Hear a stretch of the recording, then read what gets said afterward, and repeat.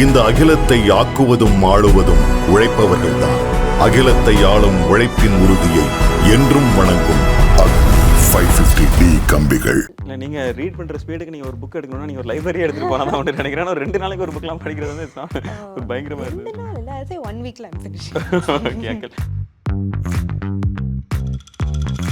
Okay, இந்த read with ரினி அப்படின்ற ஒரு ப்ராட்காஸ்ட் ஸ்டார்ட் பண்ணணும் அப்படின்னு எதனால ஓகே இந்த மாதிரி ஒரு ப்ராட்காஸ்ட் ஸ்டார்ட் பண்ணணும் அப்படின்றது அந்த எண்ணம் எதனால வந்தது? And ஒருத்தங்க pass away ஆனாங்கன்னா there's a lot of sadness and grief that comes. Timingla I came across something like that. Appoda it hit me how reading can really save people a lot.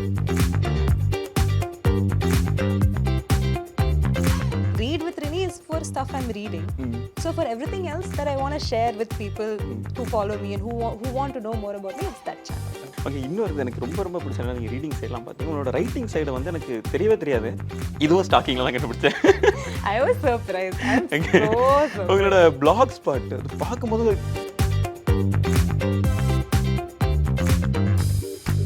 Lower or four. Okay, இது this or that, this and that கிடையாது. This side of Rini is like wow me actually. உண்மையா நான் சொல்றேன் அப்படின்றது. So happy. இல்ல நான் ஜெனியூனா சொல்றேன். ஏன்னா ஆக்சுவலா இப்போ இந்த லவ்வர் இந்த சைடை விட்டுறோம். நெக்ஸ்ட் சைடு நான் வரணும்னு நினைக்கிறேன். அஜித் அவர்களோட ஒரு இது இந்த திங் லைக் அவருக்கு ஓகே ரைட் என்ன திடீர்னு அவர் சைடு போறீங்கன்னு பார்க்காதீங்க. ஏன்னா அவங்க உங்களை ஸ்டாக் பண்ணதில் எனக்கு கிடைச்ச ஒரு விஷயம் இது. I'm sorry. என்னன்னா அஜித் அவரோட லைஃப் பத்தி ஒருத்தங்க ட்வீட் பண்ணியிருந்தாங்க. Look at this man, like அவர் வந்து அவரோட 30s அவ்வளோ உழைச்சாரு. இப்போ is enjoying his life in his 40s and 50s அப்படின்ற ஒரு விஷயம். இதை எப்படி பாக்குறீங்க நீங்க? சார் நம்ம ஏன்னா எல்லாருமே சொல்லுவாங்க சார் என்ன அவர் வந்து இப்போ படம் நடிக்க மாட்டாரு, வருஷத்துக்கு ஒரு படம் கொடுக்குறாரு, இதெல்லாம் பிடிக்கல அப்படின்ற மாதிரி இருக்கும்போது இன்னொரு சைடு வந்து அவரோட லைஃப் வந்து இஸ் என்ஜாயிங் அப்படின்ற ஒரு விஷயம் எப்படி இருக்குது? I love it. I love seeing that. At one point நம்ம வந்து செலிபிரிட்டிஸை பார்க்கும்போது I think the one thing that we forget is அவங்களோட life they have their choices in life. நமக்கு வந்து we would like them to do this or like that, but அவங்களுக்கு they will have probably different priorities and different goals in life, and that is perfectly fine to do it because obviously people will be disappointed, but they can't think oh நான் இது பண்ணா அவங்களுக்கு பிடிக்காது. We just have to do what we need to in life, and he has done so much work and he has the means to do it. It's great for someone to be able to pursue what they are really passionate about and enjoy doing. ஏன்னா those are the kind of people who everybody else can feel good about. ஏன்னா so many of us வந்து வேலையில like we keep going to work. நம்ம என்ன எதுக்கு பண்றோன்னே தெரியாம எல்லாரும் இதுதான் பண்ண சொன்னாங்கன்னு பண்ணிட்டு we go to work and then ஒரே ஒரு ரொட்டேஷன்லயே we keep doing things without really understanding what we want to do. Maybe we want more in life. அதெல்லாம் தெரியாம அப்போ if there are people who know what they want to do in life and if they're achieving it or making attempt towards it, we should encourage them by all means. ஒரு setting an எக்ஸாம்பிள்னே சொல்லலாம்ல. என்ன சொல்றது, நீங்க actor ஆயிட்டீங்க அப்படின்னா நீங்க life long actor ஆகணும்ன்ற அவசியம் இல்லை. உங்களுக்கு பிடிச்சதை நீங்க பண்ணுங்க. உங்களுக்கு அதுக்கு அடுத்து நிறைய பேஷன் இருக்கும். ஆக்டிங் மட்டுமே உங்க பேஷன் இல்ல, எல்லாமே பண்ணுங்க நீங்க அப்படி. For sure, I don't think we should at any point நம்ம வந்து இது மட்டும் தான் நம்மன்னு சொல்லி டிசைட் பண்ணி சிமெண்ட்ல step. It's not necessary to be like that. We can keep flowing and changing. That is the like there is endless possibilities in life. என்ன வேணா பண்ணலாம். நம்ம பண்ணனும் டிசைட் பண்ணி work பண்ணனும்னா things will happen. So why do we want to limit ourselves? சுத்தி ஏற்கனவே நிறைய ரூல்ஸ் அண்ட் ரெஸ்ட்ரிக்ஷன்ஸ்லாம் இருக்கு. சோ நமக்குள்ளே எதுக்கு நம்ம இன்னொரு ரெஸ்ட்ரிக்ஷன்ஸ் வச்சுக்கணும்? நம்மளால ஃப்ரீயா இருக்கோமே, ஃப்ரீயா இருக்கலாமே. ஓகே, ஆக்சுவலா நான் உங்களோட இன்ஸ்டாகிராம் நீங்க பாத்தீங்கன்னா நீங்க 2 ப்ராட்காஸ்ட் வச்சிருக்கீங்க. Okay right. அது வந்து உண்மையா ரொம்ப ஒரு இன்ட்ரெஸ்டிங்கான ஒரு விஷயம். ஒன்னு வந்து ரீட் வித் ரினி அப்படின்னு ஒன்று ரைட். அந்த புக்ஸை பத்தி நீங்க ஆக்சுவலா புக்ஸ் வந்து பயங்கரமா படிக்கிறீங்க. லிட்டரலா நான் பார்க்கும்போது என்ன 2 நாளைக்கு ஒரு புக் நீங்க படிச்சுட்டே இருக்கீங்க. ஒரு புக் படிக்கிறீங்க அப்படின்ட்டு. யூஸ்வலாக ஒன்று சொல்லுவாங்க தெரியுமா, 21 நாள் ஒரு பழக்கத்தை கொண்டு வந்துட்டோம் அப்படின்னா அதுக்கப்புறம் நம்ம ஹேபி ரொம்ப ருட்டீன் ஆகிடும் அப்படின்ட்டு. அப்படி ஒரு டைம் ட்ரை பண்ணப்பட்டது, என்னால் முடியல உண்மையாகவே. நீங்கள் எப்படி ஒரு ரீடரா ஃபர்ஸ்ட் சின்ன வயசுலேருந்து எப்படி உங்களுக்கு இந்த ரீடிங்குள்ளே நீ வந்தீங்க? அண்ட் இந்த இப்போ நான் இப்போ என்ன சொல்கிறேன், இப்போ படிக்கணும் அப்படின்னு எனக்கு ஒரு விருப்பம் இருக்குது. இதுக்கப்புறம் நான் தொடர்ந்து ரீட் பண்ணணும்னு ஒரு ஆசை இருக்குது. எனக்கு ஏதாச்சும் ஒரு டிப்ஸ் கொடுக்கணும்னு இந்த மாதிரி கொடுப்பீங்க நீங்கள்? ஓகே, நான் எப்படி இது how this started for me is அம்மா தான் ரீசன். நான் ஒரு 5-6 இயர்ஸ் இருக்கும்போது ஃபர்ஸ்ட் டைம் அம்மா வந்து லைப்ரரியிலேருந்து இந்த டிங்கிள் காமிக்ஸ் எடுத்துட்டு வந்தாங்க. ஃபர்ஸ்ட் 6 இயர்ஸ் ஓல்ட் படிக்க ஆரம்பிச்சா ஐ லவ்ட் இட். அண்ட் தென் அது ரெகுலராக எடுத்துகிட்டு வர ஆரம்பிச்சாங்க. வாரம் எடுத்துகிட்டு வருவாங்க. அது ரொம்ப பிடிச்சிட்டு இருந்தது. அண்ட் தென் அப்படியே வளர we kept having the library subscription. So Tinkle காமிக்ஸ்லேருந்து எனிட் பிளைட்டனோட புக்கு, அப்புறம் நான்சி ட்ரூ புக்ஸ், அந்த மாதிரி அப்படியே slowly I graduated and started reading a lot. So reading has been a habit for me since 6 years old அப்போலேருந்தே. And I will strongly say நான் இப்போ everything that I am today, reading is one of the biggest reasons, if not the biggest reason. Like reading has made me who I am. I will confidently say that. ஏன்னா ரீடிங்னால தான் வந்து I was open to so many other possibilities in the world, so many other kinds of people, thoughts and things to do and experiences to have. I got all of it through reading. And for me, reading is such an integral. எனக்கு read பண்ணாம இருக்க முடியாது. Like I need to read. Like I love it. I love the possibility of opening a page of a book and then அதுக்குள்ள போனா it's a whole other world. நம்ம இருக்கிற world வேற, அது உள்ள இருக்கிற world வேற, and the like அது பண்ண முடியும்ன்றதே is just one wonderful thing for me. And எனக்கு especially in the last ஒரு since I quit my day job sometime in Inspector Rishi shoot பண்ண டைம்ல தான் I quit my day job also around that time. So அது quit பண்ணதுக்கு அப்புறமா I also started shooting a lot. Like it just happened that I started getting work I wanted. So shootலலாம் நம்ம நிறைய wait பண்ண வேண்டியது இருக்கும். So much time we spend waiting, vanல wait பண்ணிட்டு இருப்போம், இல்ல ஷார்ட் பக்கத்துல வெயிட் பண்ணிட்டு இருப்போம், so much. So I carry my books everywhere. Shoot locationலலாம் உட்கார்ந்து நான் படிச்சிட்டு இருப்பேன். And that is how I ended up reading so much more in the last year because I was shooting a lot. And because of I was shooting, I was waiting a lot. So I was reading a lot because of books அவ்வளவு எடுத்துட்டு போவீங்களா இல்ல Kindle அந்த மாதிரி so Kindle வச்சிருக்கேன். I always have my Kindle and maybe one physical book also with me. I'll read that physical book, அது முடிச்சிச்சுனா Kindle படிச்சிட்டு இருப்பேன். இல்லனா இல்ல நீங்க ரீட் பண்ற ஸ்பீடுக்கு நீங்க ஒரு புக் எடுக்கணும்னா நீங்க ஒரு லைப்ரரி எடுத்துட்டு போனா தான் வந்து நினைக்கிறேன். நான் 2 நாளைக்கு ஒரு புக்லாம் படிக்கிறது வந்து ஒரு பயங்கரமா இருக்கு. 2 நாள் இல்ல, I say 1 weekல I'm finishing. Okay, இந்த ரீட் வித் ரினி அப்படின்ற அந்த ஒரு ப்ராட்காஸ்ட் ஸ்டார்ட் பண்ணனும் அப்படின்னு எதனால இந்த மாதிரி ஒரு ப்ராட்காஸ்ட் ஸ்டார்ட் பண்ணனும் அப்படின்றது அந்த எண்ணம் எதனால வந்தது உங்களுக்கு? The day I decided to do that was so my tata passed away very recently, a couple of months back. அது so அன்னைக்கு தான் வந்து என்னோட சுழலோட last day of shoot happened for me. Shoot நடக்கும்போது தான் I found out the news.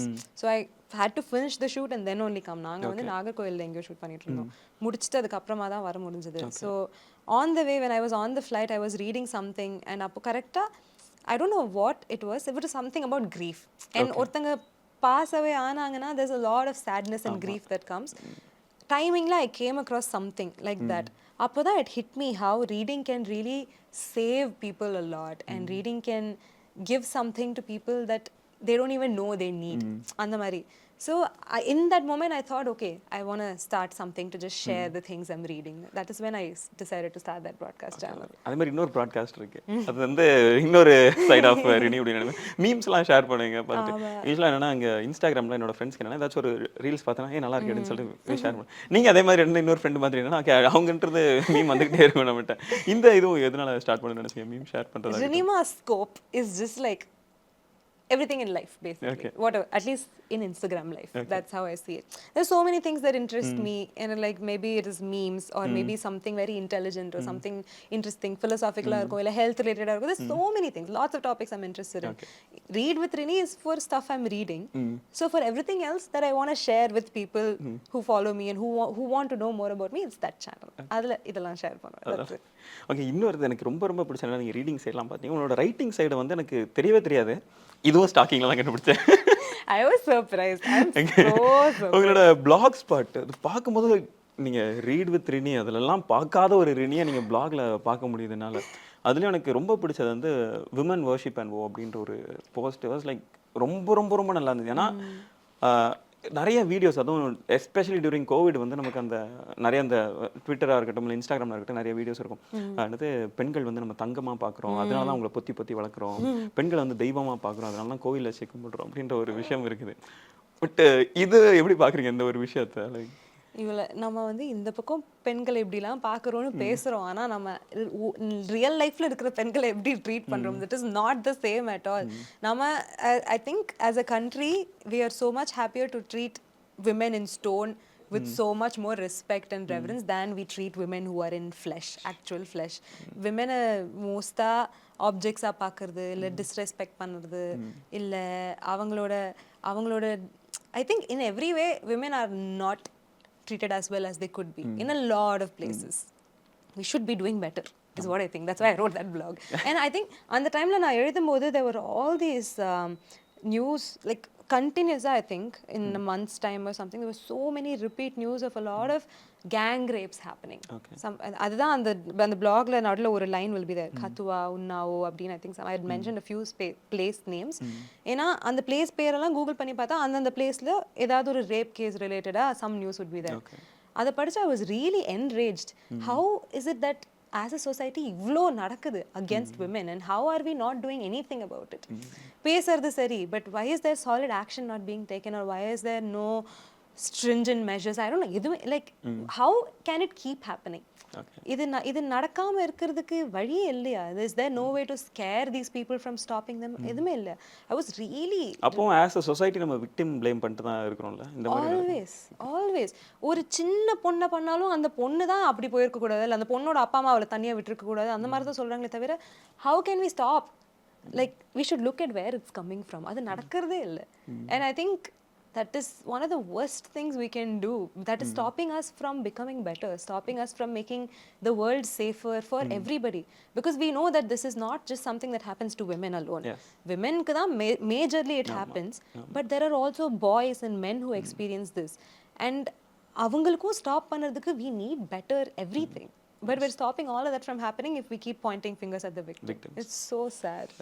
And எனக்கு ரொம்ப ரொம்ப பிடிச்ச ஒரு blog இது. நான் சும்மா ஜஸ்ட் அப்படி glance பண்ணும்போது எனக்கு பார்த்தேன்னா ஒரு டாக்ஸிக் ரிலேஷன்ஷிப்ல இருந்துச்சு. ஓகே, லவ்வர் பத்தி தான் பேச போறோம். அந்த டாக்ஸிக் ரிலேஷன்ஷிப் பத்தி பேசும் அப்படிங்கும்போது அது உள்ள போகும்போது என்னன்னா மேக்கப் பத்தி பேசுறீங்க. டாக்ஸிக் ரிலேஷன்ஷிப் வித் மேக்கப் அப்படின்ட்டு சில வீடியோஸாக இருக்கட்டும், சில போஸ்டாக இருக்கட்டும், சோஷியல் மீடியாவில் பார்க்குற சில விஷயங்கள் எப்படி இருக்கும் அப்படின்னா, மேக்கப் வந்து பெண்கள் வந்து பெண்களுக்காக போட்டுக்கிறாங்க அப்படின்ற ஒரு விஷயம் இருக்கும். இதை நாங்கள் எங்களுக்காக போட்டுக்கிறோம். ரீசெண்டாக ஒரு டிஸ்கஷனும் போயிட்டு இருந்துச்சு. ஒரு 4 or 5 months பேக் வந்து இந்த ஒரு டிஸ்கஷன் வந்து ட்விட்டரில் போயிட்டு இருந்தது. மேக்கப் வந்து பெண்கள் எதனால போடுறாங்க அப்படின்னா அவங்களுக்கு அவங்க கான்ஃபிடென்ட்டாக இருக்க போடுறாங்க அப்படின்போது அதுக்கு மறுத்து இன்னும் சில பெண்கள் வந்து இல்லை நாங்கள் வந்து என்னன்னா மேக்கப் வந்து எங்களுக்கு இன்னும் கொஞ்சம் அழகாக காட்டிக்கிறதுக்கு, மற்றவங்களுக்கு அழகாக காட்டிக்கிறதுக்கு போடுறோம் அப்படின்னாங்க. இன்னும் சில பெண்கள் வந்து மேக்கப் ஏன் போடுறீங்க நீங்கள் அப்படின்னு சொல்லுவாங்க. சிலர் வந்து நீங்கள் மேக்கப் போடுற நீங்கள்லாம் பியூட்டி ஸ்டாண்டர்ட்ஸ் ஆல்ரெடி இருக்கிறீங்க, பியூட்டி ஸ்டாண்டர்ட்ஸ் இல்லை பியூட்டி ஸ்டாண்டர்ட்ஸ் அப்படின்ற ஒரு விஷயம் இருக்கும்போது அதுக்கு எங்களுக்கு ஒத்து வரல அப்படின்னா நாங்கள் மேக்கப் போட்டு தான் ஆகணும் அப்படின்ற மாதிரி இருக்குது. இதை பற்றி ஒரு பரவலான ஒரு ஒப்பீனியன் இருக்குது இங்கே மேக்கப் அப்படின்ற ஒரு விஷயத்தை பற்றி. உங்களோட அந்த டாக்ஸிக் ரிலேஷன்ஷிப்பை பற்றி கொஞ்சம் சொல்லுங்கள். I like it. எனக்கு அந்த the time that I wrote it அப்போ தான் வந்து I was really feeling பயங்கர ஸ்ட்ராங்காக that I was having almost like a dependency on makeup to feel good about myself. ஏன்னா நான் I was having my cabin crew job at that time. அந்த வேலையில் we have rules. இந்த மாதிரி foundation இருக்கணும், இந்த கலர் லிப்ஸ்டிக் போடணும், இந்த மாதிரி ஹேர் ஸ்டைல் இருக்கணும். We have like a bunch of rules. We have to follow that. ப்ராப்பராக ஃபாலோ பண்ணணும். Every day we're doing that. அது பண்ணி பண்ணி பழகி நான் வெளில போகும்போதும் I got so used to doing that. And அதனால I reached a point in my head where அது பண்ணலனா ஏதோ I'm not good enough or I don't feel good enough. அந்த மாதிரி வந்துருச்சு. அது ரொம்ப வர ஆரம்பிச்சதுக்கு அப்புறம் தான் I realized this is not good for me. I can't keep creating a version of myself that feels good. Like who I am on my own without anything extra should also feel good.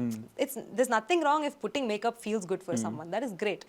But அது மட்டும்தான் வந்து makes you feel good and you don't feel good in your own skin, I mean then maybe there's something deeper. அப்போதான் வந்து I wrote about that relationship. It really felt like that relationship with you. அது ஒரு relationship தான், toxic relationship. It is a relationship because like நான் எதுவுமே I was not used to doing any makeup. காலேஜ்லலாம் வந்து சும்மா மையிட்டு போகிறது அவ்வளோதான் இருக்கும் மேக்ஸிமம், எதுவுமே இல்லை. அது அங்கேருந்து when I joined Indigo, it went from that to suddenly I have to put like some 5-6 different products on my face and I know how to use them all. அப்போ there's an excitement that எனக்கு இதெல்லாம் பண்ண தெரியும் and it makes me feel good and all of that, but at the same time that is also like a version of me அப்படி இருந்தது.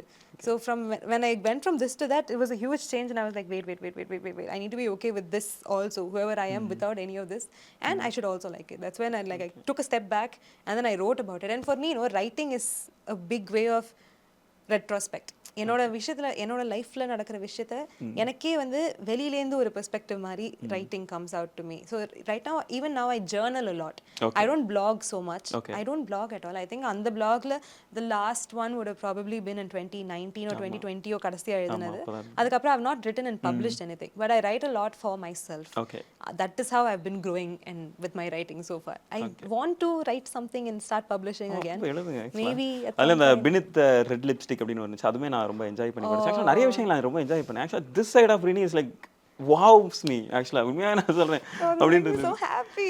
இல்லை நான் ஜெனியூனாக சொல்கிறேன். ஏன்னா நான் வந்து ஓகே ரைட் நான் பார்க்கும்பொழுது என்னன்னா யூஸ்வலாக என்ன ஒரு இன்டர்வியூ பண்ணுறதுக்கு முன்னாடி அவங்களோட சோஷியல் மீடியாலாம் சும்மா ஸ்டாக் பண்ணுறதுலாம் ரொம்ப யூஸ்வலாக ஓகே நான் அவங்கள பற்றி இன்னும் கொஞ்சம் தெரிஞ்சுக்கலாம், இன்னும் கொஞ்சம் இன்ட்ரெஸ்டிங்காக ஏதாச்சும் கேட்கலாம் அப்படிங்கும்போது இது உண்மையாகவே என்ன வந்து வாவ் பண்ணிடுச்சு. வாவ் அப்படின்றது ஏன்னா ஆனால் நீங்கள் இன்னும் கொஞ்சம் எங்களோட எல்லாருக்கும் எங்களோட நேர் விருப்பம் மாதிரி வச்சுக்கோங்களேன், தொடர்ந்து இன்னும் கொஞ்சம் பிளாக் எழுதுனீங்கன்னா இன்னும் நல்லா இருக்கும். I would love to. நான் ஆக்சுவலாக இப்போ ஒரு 3-4 months முன்னாடி கூட சடனாக I had a thought, okay maybe I will start writing. அப்பப்போ தோணும், ஆனால் அது இன்னும் வரல திருப்பி. The thing is நான் அது எழுதிட்டு இருந்தேன். I was writing for a while and the time I stopped writing was when I started doing content writing as a day job. So அந்த மலையாளம் படம் பண்ணேன்னு சொன்னேன்ல, படம் முடிச்சதுக்கு அப்புறமா I'm thinking நான் வந்து படம் ரிலீஸ் ஆனோடனே அப்படியே ஆஃபீஸாக வரும்னா நினச்சிட்டு இருந்தேன். ஒன்றும் நடக்கல because I was a very small role. And then I'm thinking okay what do I do in life now? இப்போ எதுவும் பண்ண முடியாது, கேபின் க்ரூ போக முடியாது. I can't go there and it's not like I have contacts in the industry also to go and ask. So I was thinking what to do and so I joined a digital marketing company at that time and started writing content and managing social media. So writing வந்து work-னு ஆரம்பிச்ச உடனே somehow அந்த inspiration and that motivation to write for my blog அது போயிருச்சு அப்படியே. அந்த ஒரு excitement அது போயிருச்சு. அதுக்கு அப்புறமா I have not found that again. So அப்போலாம் வந்து I used to keep writing. எனக்கு எப்பயாவது ரேண்டமா ஏதாவது பண்ணிட்டு இருக்கும்போது ஒரு தாட் வரும், அந்த தாட் அப்படியே நோட்ல போடுவேன் and then that one thought will blow up into something else and I'll write a whole blog. That's not happened now. Like right now I still have thoughts but those thoughts just remain thoughts as themselves. They have not become a whole essay or something. Maybe sometime I will. நீங்க ஆக்சுவலா ஆக்டிங்ல இப்போ இருக்கீங்க, writing side போகணும்ன்ற ஒரு interest இருக்கு. I do கண்டிப்பா இருக்கு எனக்கு. Writing ஒரு டைரக்ஷன் அந்த சைடுல I want to. I don't know எந்த டைம் லைன்ல நடக்கும்னு தெரியல but I really want to especially because I do believe women can write very nice stories, rounded characters and so much more depth oda panna mudiyum thonudhu and I want to be one of them who's bringing that to the fore. Ana adukku I have to train myself a lot and become so much better and grow myself a lot. So adala nadanda maybe இன்னும் ஒரு 10 வருஷத்துல there will be something. Director ரினியா நாங்க பார்க்கலாம் நினைக்கிறேன். Okay ஆக்சுவலா நான் மணிகண்டன் இருக்கார்ல, அவருமே ரைட்டிங்ல இருக்கிறாரு தெரியும். அவர்ட்டலாம் பேசியிருக்கீங்களா ரைட்டிங்? we இந்த லவரோட ஷூட்ல we spoke a lot about reading and writing அதெல்லாம் பத்தி பேசிட்டு இருந்தோம். That is one of the things I really like about Manikandan. He is so intelligent and sensible because he also writes and he can see people from that angle. No, I love it. It's so nice to see him do that. அப்போ இந்த மாதிரி there are so many people who are not just doing one thing, they're doing so many things because they have these things and they want to do it. அது வந்து பாக்கும்போது okay நம்மள எல்லாமே பண்ணலாமே இந்த மாதிரி இருக்கு. அண்ட் பிரபுரம் வியாஸ் அவர்லாம் பேசிருக்கீங்களா இந்த மாதிரி? ஏன்னா இந்த மாதிரி ஒரு ஸ்டோரி வந்து யூஸ்வலா என்னன்னா மென் சைடுல இருந்து வர்றது வந்து ஒரு பெரிய ஆச்சரியமான விஷயமா இருக்கு. ஏன்னா இந்த மாதிரியான ஒரு விஷயங்கள்லாம் அவங்களே சில டைம் கில்ட் பண்ண வைக்கும். ஓகே நம்ம எல்லாம் அதை பண்ணியிருக்கோம், இதெல்லாம் நம்ம வெளியே சொல்லலாமா அப்படின்ற மாதிரியான சில சந்தேகங்கள் இருக்கு. அவர்லாம் பேசுறீங்களா அந்த மாதிரியான விஷயங்கள்? வியாஸ் அவர்கிட்ட வந்து he's a very very silent reserved person for the most bit. பேசும்போது I think we spent a lot of time on set. Outside of the set I don't think I've had a lot of conversations with him, but setla overall he also reads a lot. So avarkittayum nariya books alla pathi pesirken. He keeps seeing it, chumma wait pannit irukumbod he keeps seeing me with a book all the time and he'll come and ask me what I'm reading. So andha mari we've spoken a lot about reading and his writing and stuff. Specifica, I mean nothing I would say like about writing or anything, but all that I can say is he is a very, like again I said the same words for money but those words apply for Vyas also. He's also very intelligent and very very sensitive. Adanala da he's been able to create this story this way without pointing fingers at someone and very compassionate empathy oda he's written the story for both the characters. That comes from someone with a huge heart who has a really good and deep understanding of life and experiences, I think. Okay. Actually நீங்க சொன்னீங்க எங்களுக்கு சில book recommendations ஒரு 3 லெவலா நான் recommend பண்ணணும்னு கேக்குறேன். ஒன்னு வந்து ஒரு பிகினருக்கு நீங்க சில புக்ஸ் வந்து ரெக்கமெண்ட் பண்ணணும், இன்னொன்னு ஒரு இன்டர்மீடியேட் ஆர் இன்னொன்னு வந்து ஒரு எக்ஸ்பர்ட். நீங்க எந்த மாதிரியான எந்த ஜான்ரானாலும் சொல்லலாம், ஃபிக்ஷன், நான் fiction, philosophy or anything. Okay இப்போ ஃபர்ஸ்ட் வந்து பிகினருக்கு சொல்லுங்க ஏதாச்சும் ஒரு புக் ரெக்கமெண்டேஷன் அப்படினா. பிகினர்ஸ்க்கு I would beginners in the sense book படிக்கிற ஹாபிட்டே இல்லாதவங்கல்ல, மேபி லைக் ஹாபிட் இல்லாத or like once in a year அந்த மாதிரி பிகினர் அந்த மாதிரி இருக்கிறவங்களுக்கு I think one thing that they can do is read a lot of short stories. Okay. Satyajit ரேயோட ஷார்ட் ஸ்டோரிஸ் ஆர் மேட். அவர் பயங்கரமா எழுதுறாரு. அவர் படம்லாம் எடுத்துருக்கிறது இஸ் கிரேட் பட் அவரோட stories are brilliant. So many crazy short stories he's written. So I would recommend reading any of his short story collections. They're super good. சின்னதா இருக்கும் but very very creative, பயங்கர இன்ட்ரெஸ்டிங்கா இருக்கும். So interesting enough to get someone படிக்காத ஒரு ஆளு கூட it can get them interested அந்த மாதிரி. Okay. So I would recommend Satyajit Ray's short stories to someone who's a beginner. Okay. So intermediate அப்படின்ற மாதிரினா Intermediate na I think fiction is a good point of reading for someone who's intermediate because exciting இருக்கும். You read new lives and new characters and stuff. But again, there are a lot of people who do not want to read fiction at all. எனக்கு non-fiction books தான் படிக்கணும் அப்படின்னு சொல்றவங்களும் இருக்காங்க. ஆக்சுவலா நான் இது வரைக்கும் நான் ரொம்ப பெரிய ரீடர்லாம் கிடையாது. நான் படிச்ச புக்ஸ் இது வரைக்கும் ஒண்ணுமே ஃபிக்ஷன் கிடையாது. Non-fiction எல்லாமே நான் ஃபிக்ஷன். எல்லாம் ஹிஸ்டரியா இருக்கும், பாலிடிக்ஸா இருக்கும், இந்த மாதிரியான புக்ஸ் தான் இருக்கும். சோ எனக்கு நீங்க ஃபிக்ஷன் ஏதாச்சும் ரெக்கமெண்ட் பண்ணுங்களேன். This is one tricky thing. There is this one book called The Book Thief அப்படின்னு. நீங்க வந்து ஹிஸ்டரிலாம் நிறைய படிப்பீங்கன்னு சொன்னீங்க. So the book thief is the story of a girl in Nazi Germany. Okay. And so it weaves it's historical fiction basically. Okay. Oh, so beautiful. நான் தேம்பி அழுத அந்த புக்கை படிச்சு முடிச்சிட்டு. It's a very fat book also. So if you're someone who reads a little regularly, appo adha padikalam, you can get through it. But it's a beautiful story written so well. I really enjoyed it. That is one of my favorite books. So for that reason I will recommend it. I don't know if that is actually something that an intermediate person would have the interest in, but it's just what comes to my mind. It's beautiful. அழ வச்சுதேன் அவ்வளோ. Okay, right. So இப்போ உங்கள மாதிரி ஆட்களுக்கு நீங்க recommend பண்ற book அப்படினா weekly ஒரு புக் முடிக்கிற ஒரு ஆளுக்கு வந்து நீங்க ரெக்கமெண்ட் பண்ற ஒரு புக் அப்படினா I recently finished reading this book which I loved so much. It's called Figuring. Okay. It's by an author. She's an Algerian author called Maria Popova. Okay. What a brilliant book. It's non-fiction. Okay. But she's written it so lyrically. Kada non-fiction, like facts வச்சு ஒரு கதையே எழுதியிருக்கிற மாதிரி. So the book starts from somewhere in 1800s or ஏதோ. So how the book goes is from 1800s ல இருந்து ஒரு 1940s 50s around that time, over like almost some 200 years la she has chosen a lot of real life characters, like lot of writers, scientists and poets and stuff. அவங்களோட லைஃப்ஸ்ல நடந்த விஷயம் and உலகத்துல நடந்த விஷயம்லாம் link பண்ணி கேரக்டர்ஸ்லாம் நிறைய like இன்டல்ஸ் பண்ணி பயங்கரமா நெக்ஸ்ட் லெவல்ல she's written. It's a lot of life perspectives and philosophy and it's just brilliant. I think that is a great book. So there's one more book, which I think everybody should read. I think this book should be like a school la college la வந்து curriculum la include பண்ண வேண்டிய ஒரு book. I think it's called All About Love by Bell Hooks.